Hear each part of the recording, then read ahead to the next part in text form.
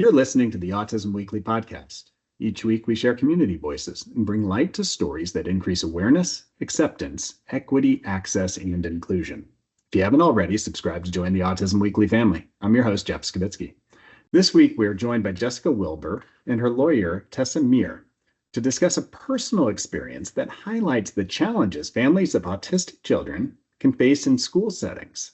Together, we'll talk about how schools, parents, and legal systems can work together to better understand and support neurodiverse students. Welcome to the podcast, Jessica and Tessa. Thank you. Thank you, Jeff. Well, I think that this topic is going to be extremely important. Not only the fact that I appreciate the fact that you're sharing your story, but your story has so many steps and barriers that you had to kind of work through. But it'll provoke some other questions that families might have to navigate on their own that they can start to think through. But before we get there, Jessica, can you give us a little bit of background about who you are and maybe a little bit about your son, just so that we have an idea of, what might have led to some of the concerns that occurred with the school for you? Sure. So I am an employee of ABS Kids. So I work as a recruiter on our talent acquisition team, and also happen to have two young boys that are on the spectrum. So that definitely led me to the position that I'm in right now, for sure.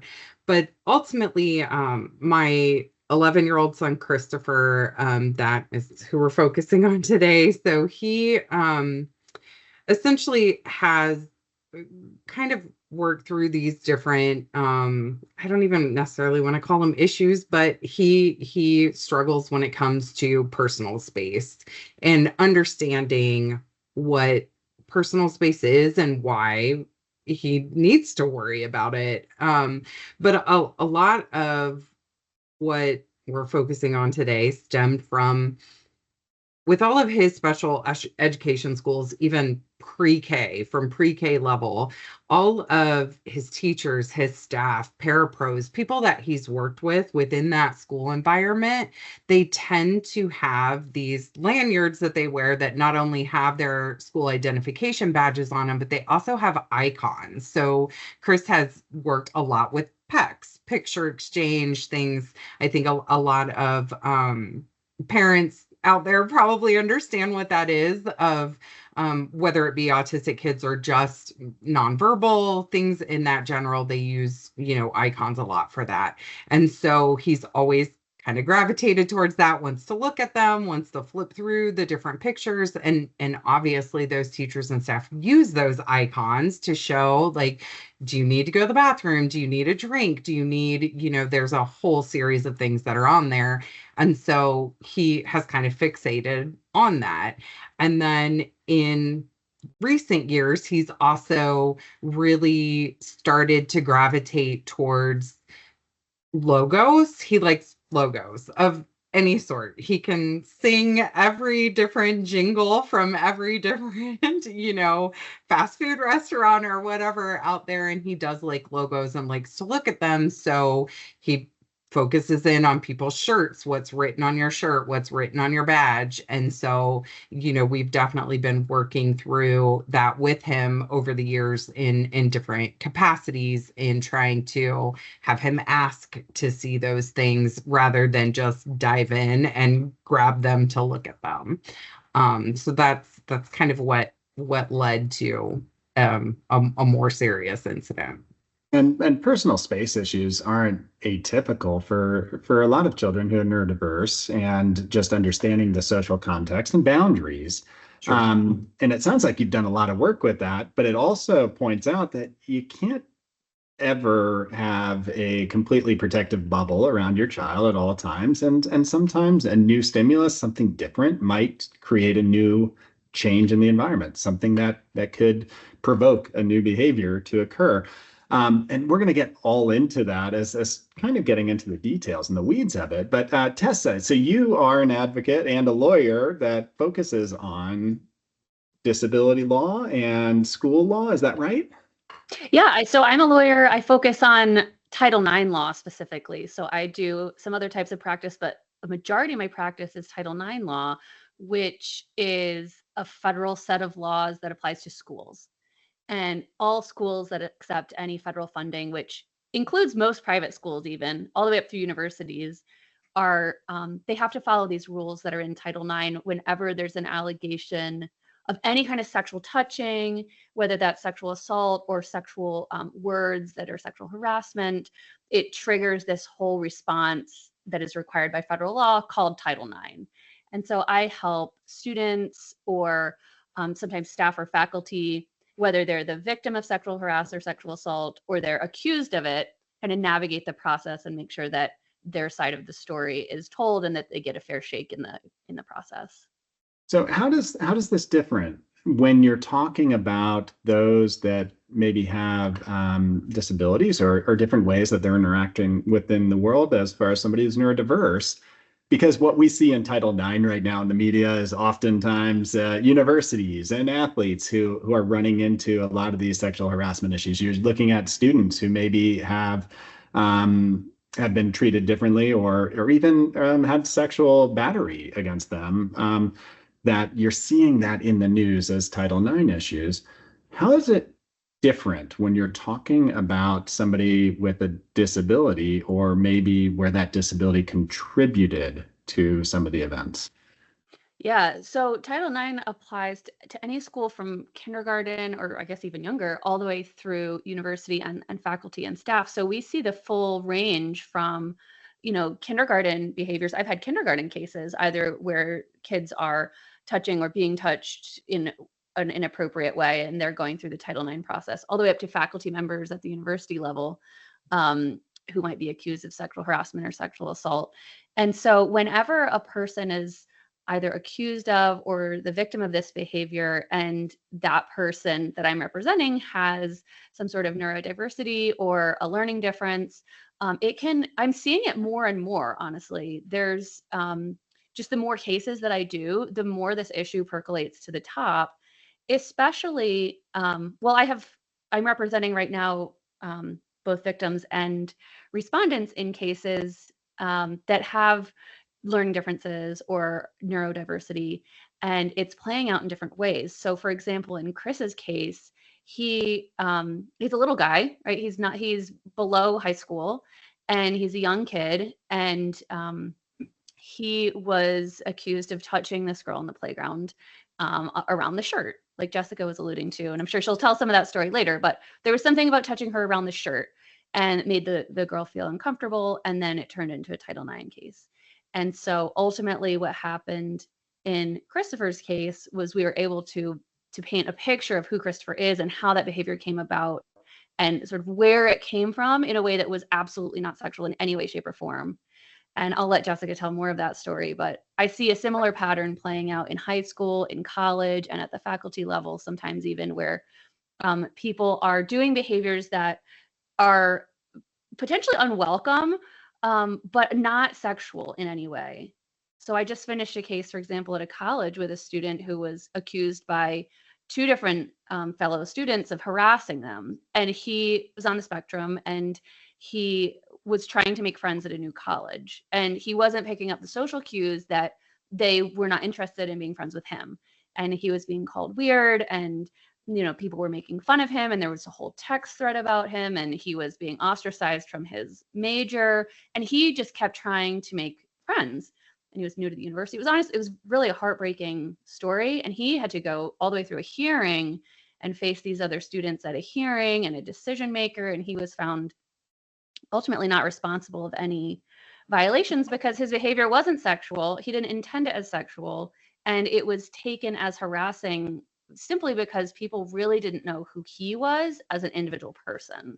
Mm-hmm. No, and that makes a lot of sense, is that you really have to understand and you have to individualize a lot of the responses. And when we start talking about how the school responded and the process that families have to work through, we're going to be able to go into that deeper. But Jessica, as a parent, if I'm sitting at home and all of a sudden I get a call or a notice saying my child is being looked at for a Title IX complaint as an offender, how does that feel? Like I couldn't imagine going through that experience, but maybe you can give us a little bit of a, a response of like how that settled for you.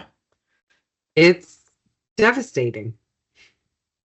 That's the best word that I can use, because like Tessa was saying, people don't know him, right? This is someone that doesn't know him and gets this feeling from wherever of who they think he is. And it's not correct. And I think, you know, everything had been so positive. He had just recently switched schools because he had been doing so well. He was in a program that was a lot more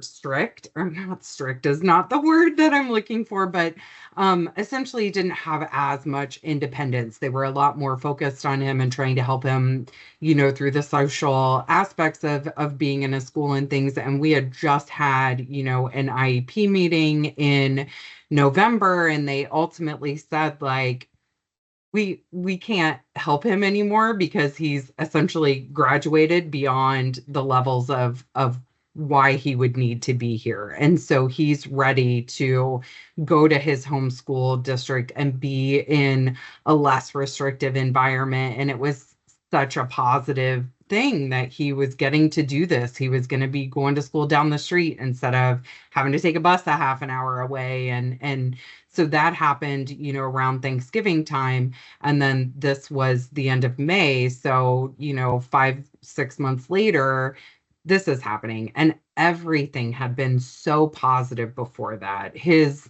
classmates really gravitated towards him. They loved having him in the classroom. Every time I talked to his teacher, they talked about how much the students loved him and loved being around him and interacting with him. And it was just such a wonderful thing. And so to have such a turn of things to where now there's this person that's saying that he's literally saying they had been sexually harassed by him. Mm-hmm. And it is mind-blowing. I didn't even speak during the phone conversation because they're just talking, and I'm thinking to myself, is this a nightmare? Am I asleep? Is this not really happening? Because I can't even fathom what all of that means.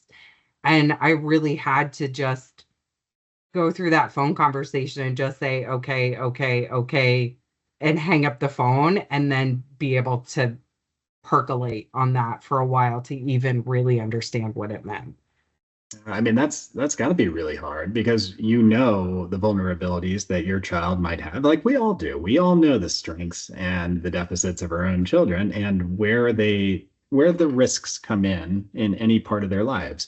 True. But the other people don't often know that. So the other family that might have been involved, of course, they don't know the whole backstory, and they're probably responding emotionally as well. Like Right. it's them. So that's, I think, where the school would come in as that buffer, that I wouldn't say negotiator, but the person who can sit there and make sure everybody is communicating appropriately and is on the same page.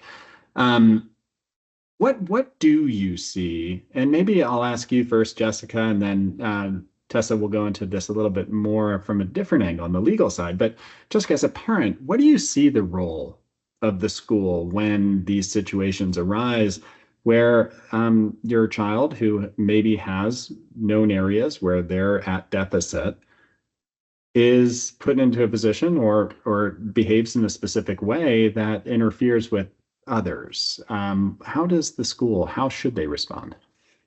So I think it's interesting, that you had asked Tessa initially if there were any differences when it came to individuals with disabilities versus not, because in this little bit of my experience that I had, there is no distinction, right? Like it can be part of your, for lack of a better term, defense, but Mhm. there is no difference when it comes to Title IX. Like, an accusation is an accusation, and every complainant, every respondent, they're all treated equally. And so I think that was very mind-blowing for me to learn, because I really did feel, as they're talking, especially because the individual that I talked to is known as the investigator, right? As part of Title IX, they give someone that role of investigator to look at all those facts and put that report together.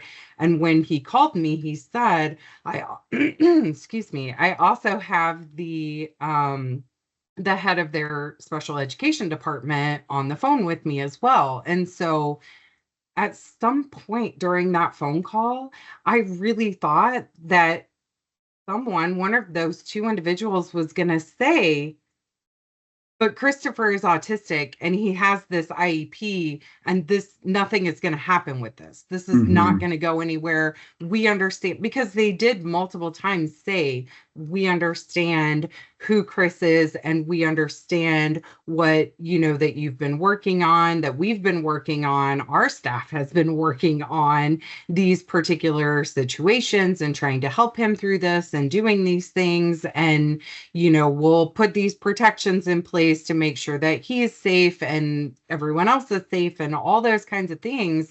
But that's not what happened. It was Mhm. it was literally like, "No, this is the way that it's going to go." And Mm. that, and so, yeah, it was the first time that I ever realized that that was a possibility. Mhm. And your expectation there is honestly the first thing that I would be thinking of, is that that's exactly what I would imagine that the school's responsibility would be.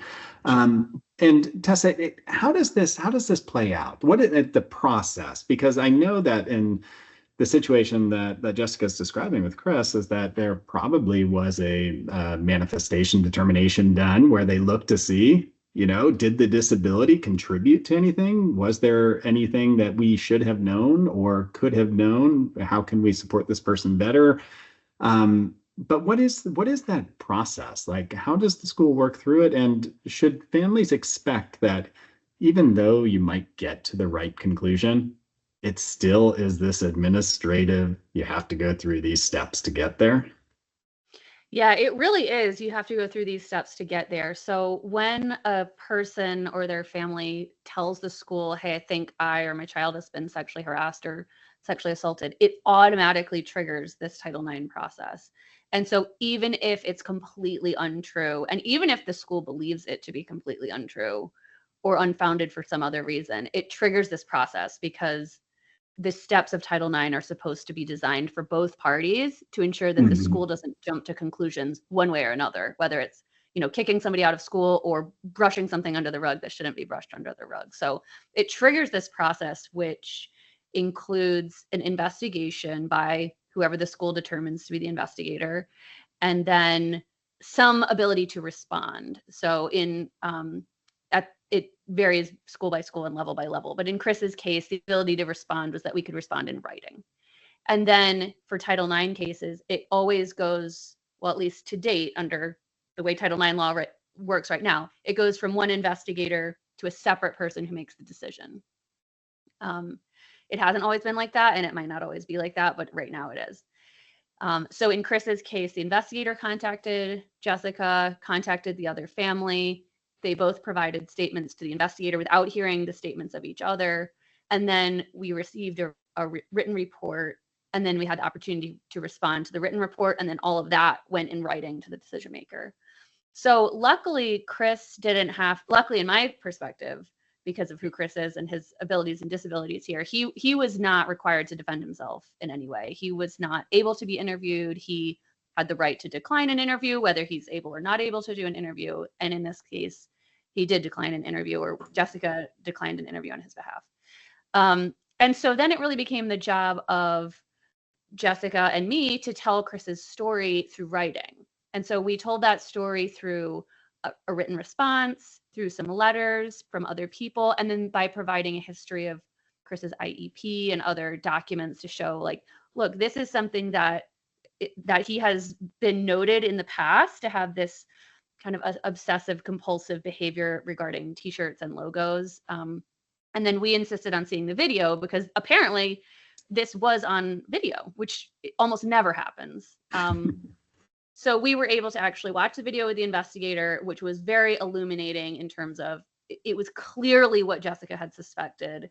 They encountered each other on the playground, had very brief interaction where Chris is looking at her shirt and bending over and touching her around the shoulder area and walks away. And so we were like, okay, Jessica's suspicion of what happened it is indeed corroborated by this video.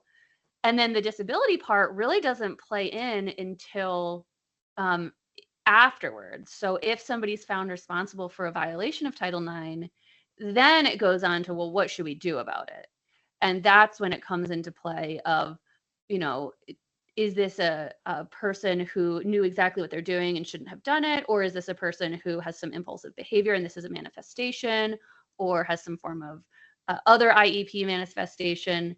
If it is a manifestation of their disability, then it's a whole different ball of wax that the school has to really address the behavior through the lens of the IEP.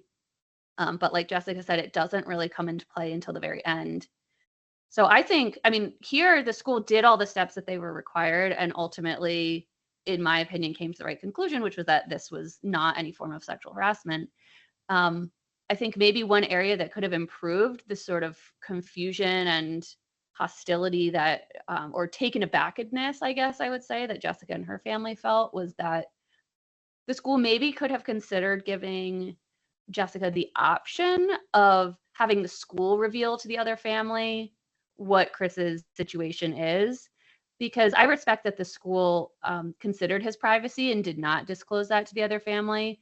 But you could tell from the information that the other family provided, they had absolutely no idea. They didn't know probably even his name. I mean, they didn't know who he is at all.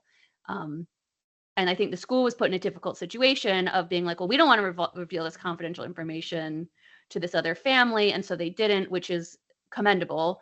But maybe something that other schools could consider in the future, or other families could consider in the future, is saying, look, I think it would be helpful if you would tell the other family XYZ about our child, because maybe it would change their assessment of what should be done about it.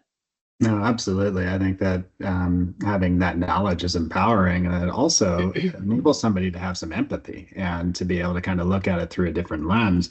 Is there a flaw, Tessa, in the process? Because I mean, you mentioned that the disability isn't even considered until well down the chain of events, where, and I could be 100% wrong, but my inclination is that that should be done concurrently during the investigation, because you're prolonging it and there are barriers. The money that somebody has to be able to resource for services for an attorney, the time of having to go through all this, the stress of the unknown during all these investigative time periods.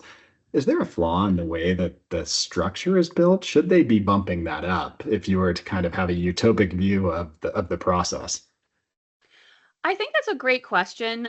In my experience, we have been able to infuse it pretty early in the process by us putting the information out there. So the initial statement to the investigator can include that. The initial response to everything can include that. So it is considered along the way, which, depending on what the person is accused of doing, is important to the school making a determination of whether they are responsible for a violation or not, because a lot of these types of offenses require some kind of intent, sexual intent. And so if the person individually has the inability or the unlikelihood of forming a sexual intent based on the behavior that they're doing, then that would go into the decision-making process. On the other, so that is sort of up to the individual parties to infuse into the process.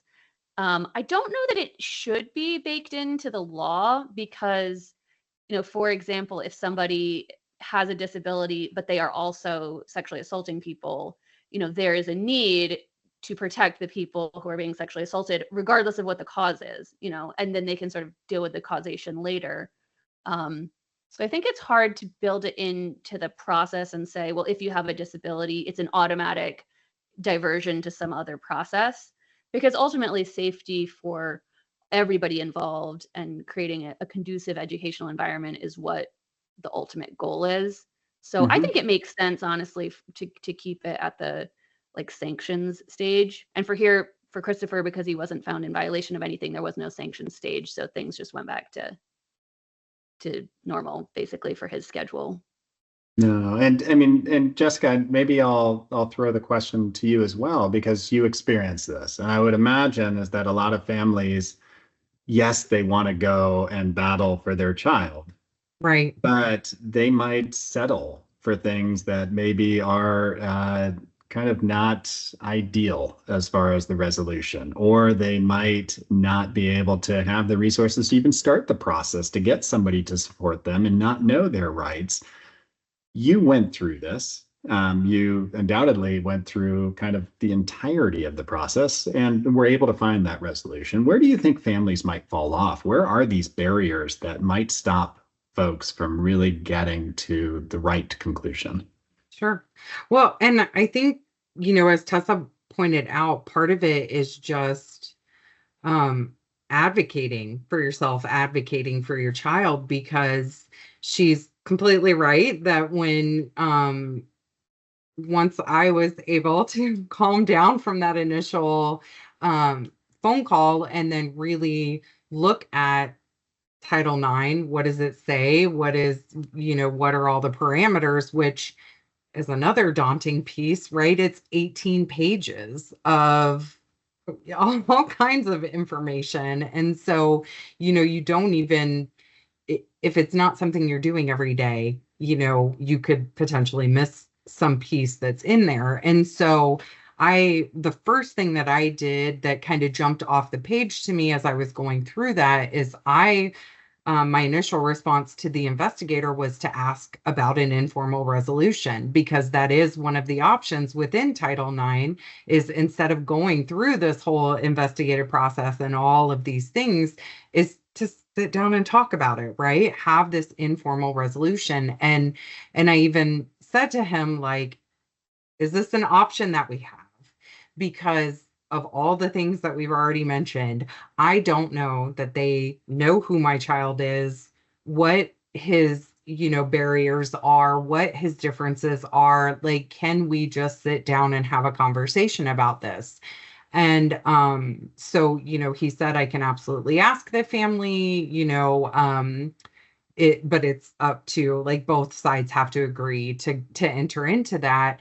And he at that point said to me, we did mention to them that there are communication issues, and I think like one other thing. And I'm like, that doesn't even begin to explain, what the situation is. And so I said to them, like, it exactly as Tessa said, he said, because of privacy issues, that was all that we told them, that there were these communication barriers. And I said to him at that point, you can tell them everything. Like, I opened the floodgates and said, you can tell them everything. And I don't know that they ultimately did, because even later, when we got the full investigation report, it still just specifically said these communication issues and whatever. And so I don't know, all, like, when I talked to him afterwards, because they did obviously say they declined to do the informal resolution, wanted to move forward with the formal process. And again, he just said, like, I explained to them that he had these communication issues, and I'm okay, well, that doesn't really tell them anything. But as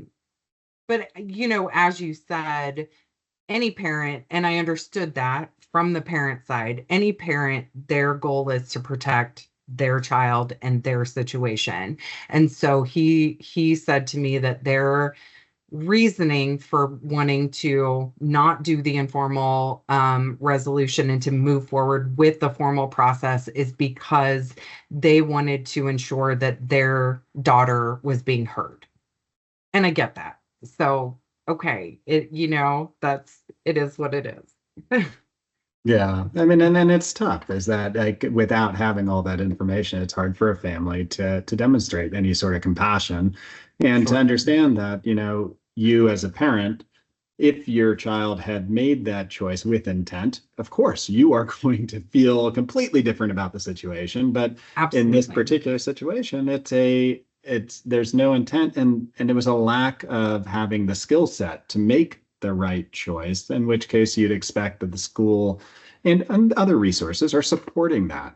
I'd love to kind of start from, and this is my clinical side, kind of pushing here a little bit, but how do parents start to prepare for those pre-sexual behaviors so that they don't run into these issues when they get to school, whether it is the personal space, the boundaries, the appropriate touch, disrobing. I mean, there's so many things that could turn into Title IX issues for children that have neurodiversity, lack of social awareness, any form of disabilities.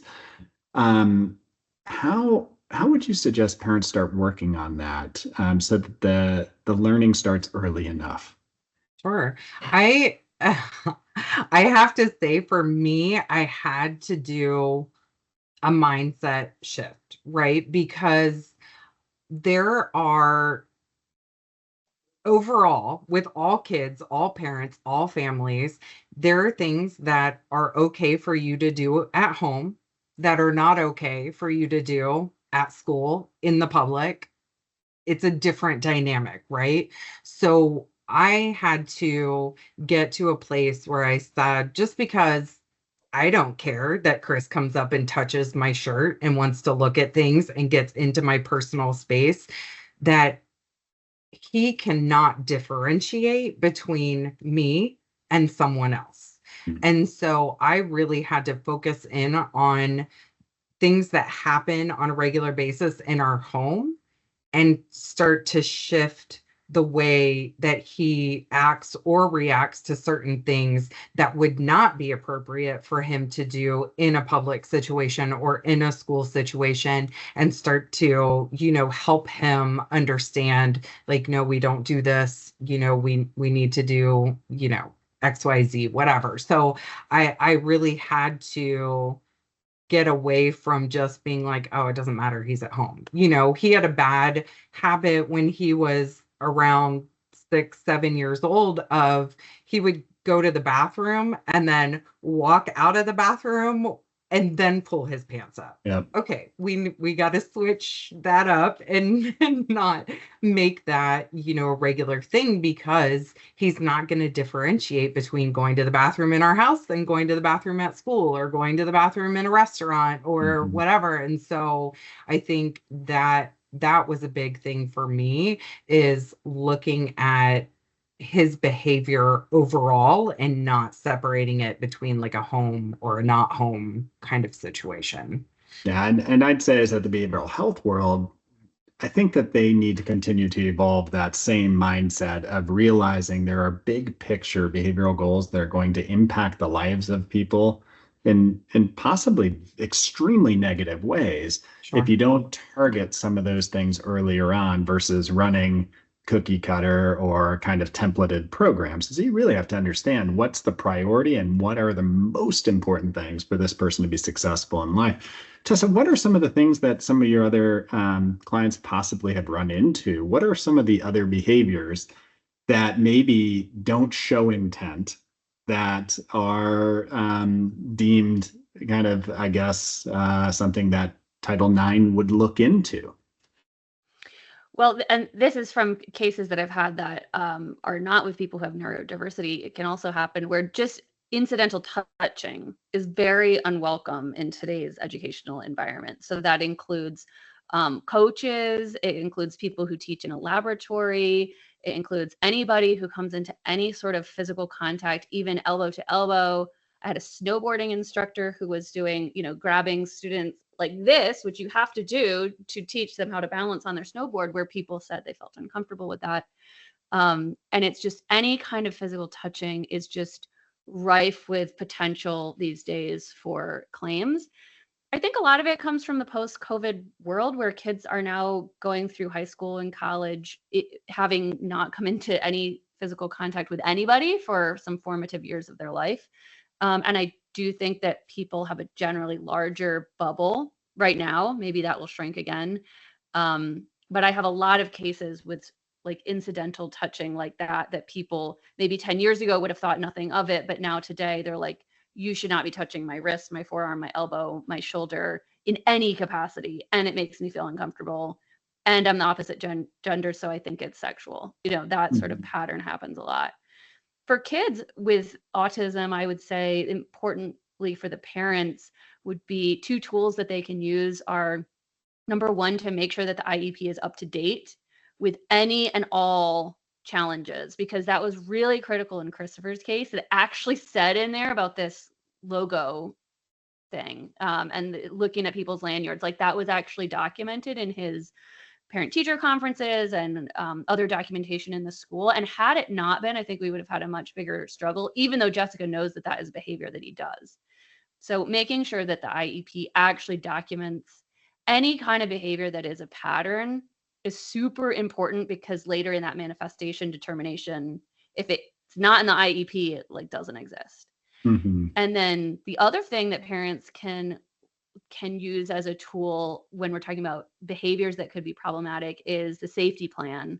So safety plan is kind of a buzzword at schools. If you say safety plan, they'll know what that means. Whether your kid has an IEP or they don't, that making sure that kids have the proper level of supervision for who they are is paramount for schools. And so especially as kids are coming up into the preteen and teen years where, kids naturally start to demonstrate sexual behavior or interest, could be a really important time to make sure that you're asking for a safety plan where there's maybe a heightened level of supervision, because if you don't have the opportunity to be alone with somebody who can say they saw something or not, that's just a huge, huge advantage. If there's pretty much always somebody watching or looking, then you've got a witness to say that's not how that happened, or making sure it doesn't happen. Absolutely. And also, I mean, when I am kind of walking through the process that you had mentioned, Jessica, for Chris, is that he was doing well in a more structured environment. You started moving through kind of going into at least intrusive intervention sort of space. But sometimes there's a missing step there, which would be, generalizing some of those situations so that, the stimuli that you worked on in one place might be different somewhere else. It might be a student on a playground who has just one logo that just happens to be something that you weren't taught about that particular logo yet, or hadn't been worked into this less structured, more free-flowing environment where you don't have a staff member who's next to you. What would you suggest to kind of as a learning experience to other families of when they're moving through the process, at least in intrusive environments, that they should be aware of so that they don't go into a sink or swim mode and it becomes more of a gradual fade? Sure. I mean, honestly, that's a difficult question, because I don't know what we would have done differently. You know what I mean? I can look at the whole situation and not necessarily be able to point something out to say, this is where we went wrong that led to this, because we just didn't know. It wasn't something that was expected. I think, there are two things that I think about when it comes to this a lot is, you're talking about getting into like the preteen and things changing, right? So I think there was a point in time where it stopped being, oh, this cute little kid is just coming up and grabbing my badge, to now, I mean, he's almost as tall as I am and probably taller than some of the adults in his school at this point. So he's not just the cute little kid anymore. And so that switches gears in people's minds without knowing, who or what or any of that, but just visually, seeing him, he's not just a little child anymore. But then I think the other part of that was, in the most recent conversations that we had about this fixation with badges and logos and things, it was specific to the staff. It was specific to even at that point, it had even shifted to just people that he didn't know, because they had been working with him on, like I said, asking, can I see your badge, versus just diving in and grabbing it. But his teacher had specifically said to me less than a month before this happened that on the day to day with her and her parapros and other teachers and the people that work at the front desk and the people that he sees on a constant basis, it wasn't happening anymore. Hmm. But if someone were to walk into the room that he had never seen, then that's when he was jumping in and, oh, you're someone new. I want to see what you have. I want to see who you are. And so, but again, it was still just staff. And I had no indication that there, and maybe there hadn't been. I still honestly don't have a clear answer if there was any kind of anything prior to this incident involving classmates. But I was not aware of even this incident until 2 days before it became a formal Title IX issue. No, So absolutely. what can we do? I don't know. I because it is a delicate balance and you want them to be independent. And that at the time that we had that conversation where they said, we're still kind of having this issue with the badges, but now it's really just new people. Everything else in that conversation was a positive. He can go Hmm. to his special classes like music class or art class or whatever, and we don't send a parapro anymore because he can navigate the hallways and he goes with his classmates and is where he's supposed to be and does the work that everyone else is doing. And it was such a celebratory thing to say, like, that's amazing. He's independent. He's doing these things that all of his peers are doing.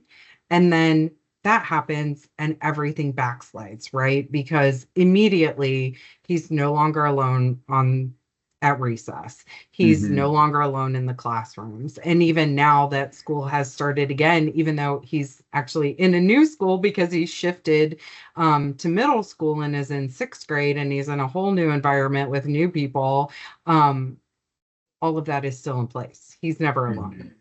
No. And that to me still feels like a punishment to go Hmm. through all of that. And my logical mind understands it. We're keeping him safe, we're keeping other people safe, but it still sometimes to me feels like a punishment. No, for sure. And I mean, and I think that there are steps that can be done prior to, just to be able to kind of make sure that you kind of look at that buffer time period, or you look at that transitional time period so that you can get back to independence. But I mean, I see your pain is that there's never going to be this situation where, you don't know what could possibly occur, what triggers in the environment could set off any specific thing. And as a parent, you want that complete independence, but you are fearful now because that Sure. could set things back. When you're looking at the IEP process, Tessa, and it sounds like in Jessica's situation is that, she had the resources in the IEP, she had the team in place, and she was able to contribute quite a bit. There are other places that don't have a lot of resources, don't have a lot of funding. How important is it that families, especially when it comes to issues that could be destructive behaviors, aggressive behaviors, sexualized behaviors, make sure that the school is accountable to meeting the needs specific to the IEP to keep everybody in the school safe, including their child? So actually, following the IEP is kind of a whole nother area of law that I don't specialize in. But from my end, the knowledge that I have of IEPs and how I've seen them play out in the Title IX world is some IEPs are expired, for lack of a better word. They may have had it in second grade and then maybe again in fifth grade, but now they're a junior in high school and they haven't really had it again. Um, or they've never had an IEP, or like you said, the school just doesn't have the resources to make a good one or make it happen.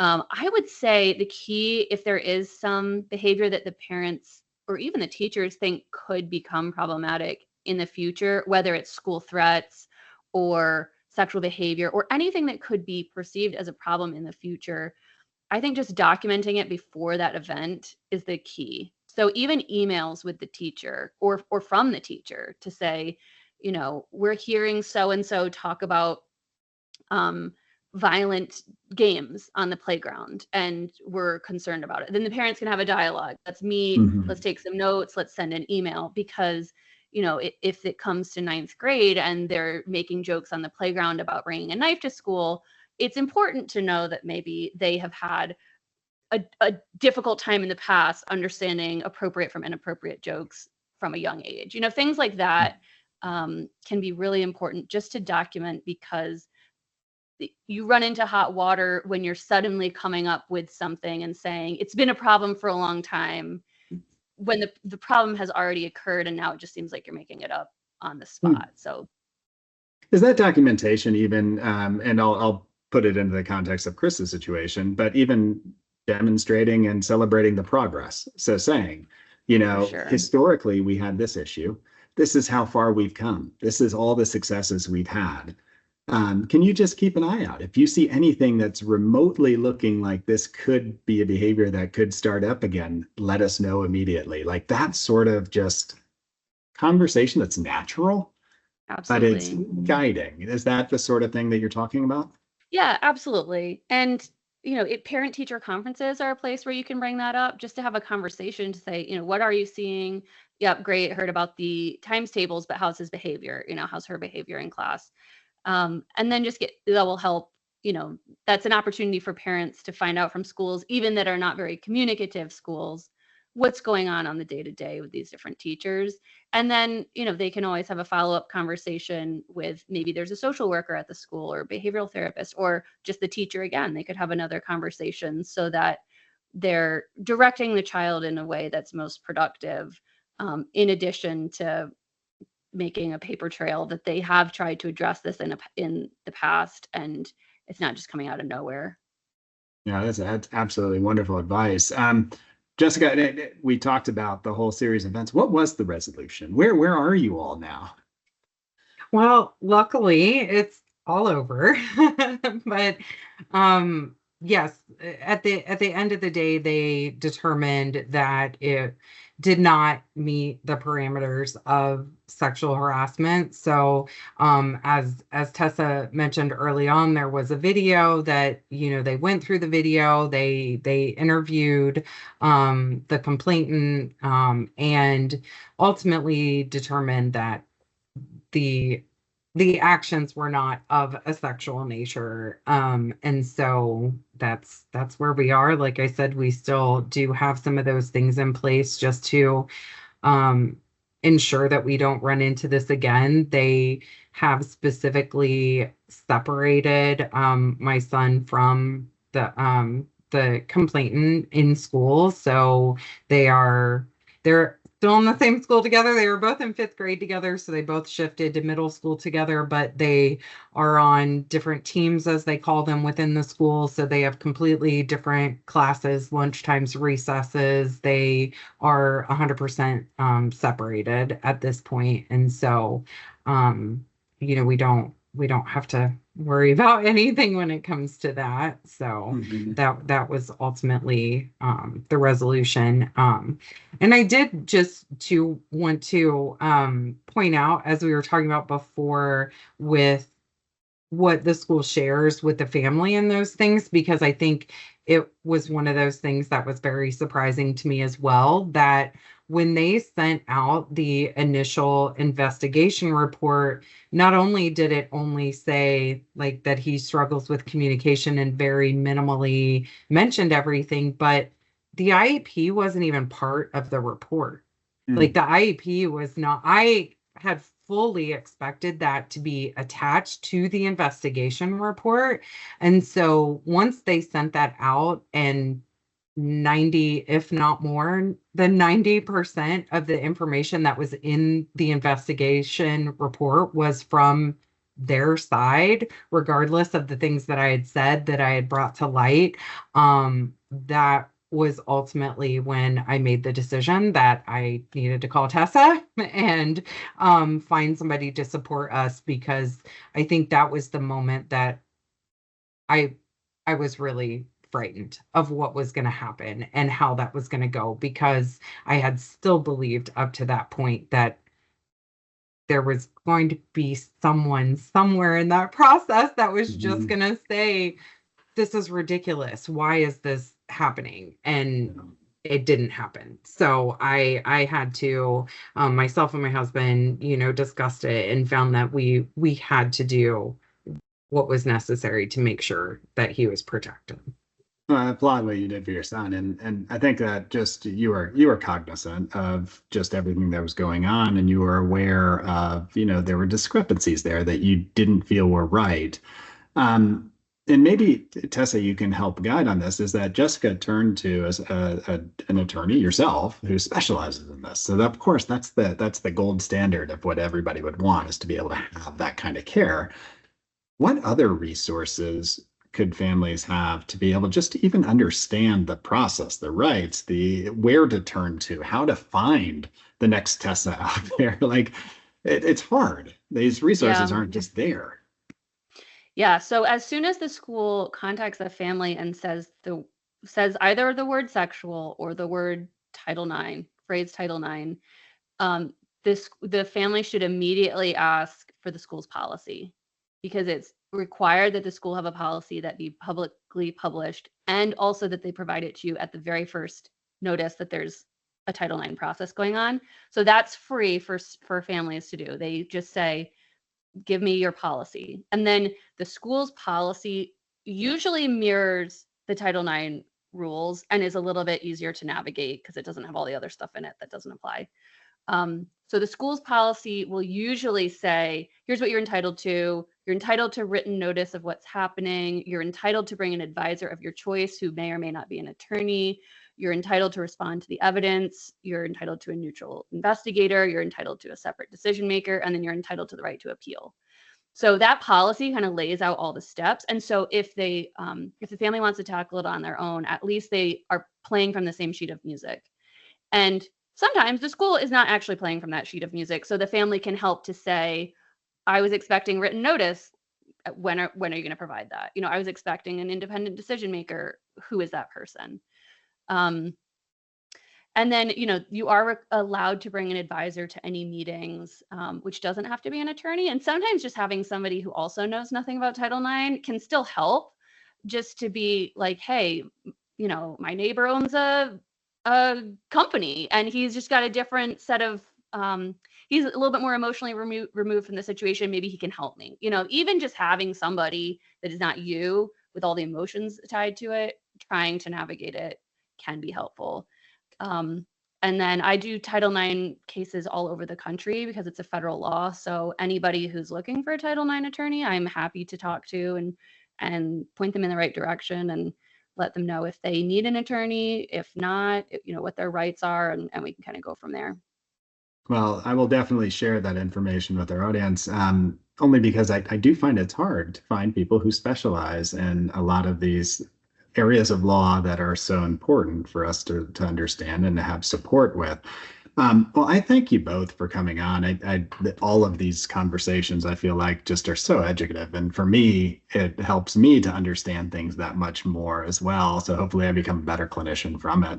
But Jessica, thank you for sharing your story. And Tessa, your knowledge. It was a wonderful experience to be able to kind of walk through all that with you and to understand that you came to a good resolution despite how many challenges there might have been on that road.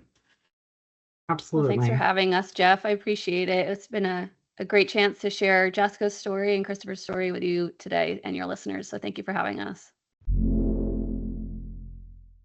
Thank you for listening to Autism Weekly. We hope you tune back in next week to learn more about autism in the real world. Autism Weekly is now found on all the major listening apps, including Apple Podcasts, Google Podcasts, Stitcher, Spotify, Amazon Music, and more. Subscribe to be notified when we post a new podcast. Autism Weekly is produced by ABS Kids. ABS Kids is proud to provide diagnostic assessments and ABA therapy to children with developmental delays like autism spectrum disorder. You can learn more about ABS Kids and the Autism Weekly podcast by visiting abskids.com. Thanks for tuning in. See you again next week.